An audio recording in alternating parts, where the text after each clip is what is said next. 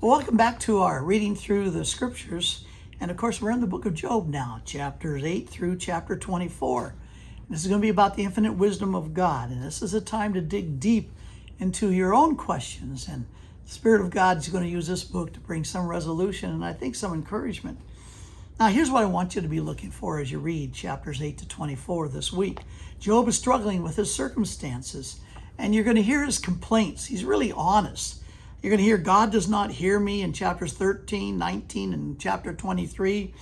God is punishing me in chapter 9. He'll say God allows the wicked to prosper in chapter 21. These are complaints we've all had. And Job, in his effort to defend himself, is going to fall into something that we can all fall into. And what it is when we start defending ourselves against God, it's called self-righteousness.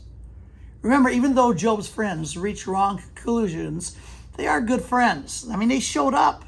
Remember in the first couple chapters, they knew Job, and they showed up and they mourned with him for 7 days without even saying a word. Matter of fact, that's a great example of friendship. Sometimes you just give the gift of presence.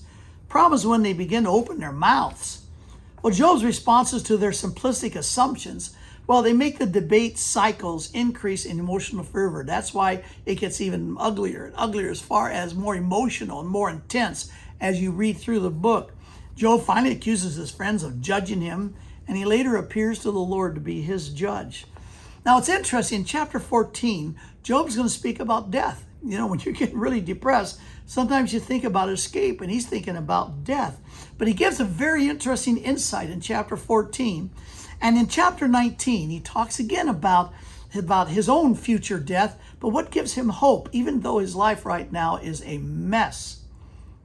Then finally, Job begins to believe God is out to destroy him. Matter of fact, in chapter 23, he even says he wants to sue God. He wants to appear to heaven, the courts of heaven, and plead his case.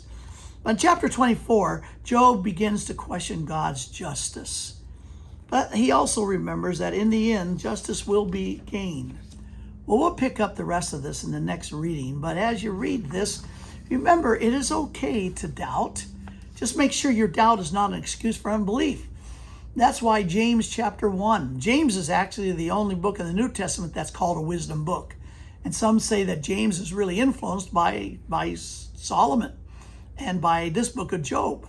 And so here, this James 1:5 is if you lack wisdom, you're finding trials and tough times going on, things you don't understand, you're questioning on why now, why this, why me.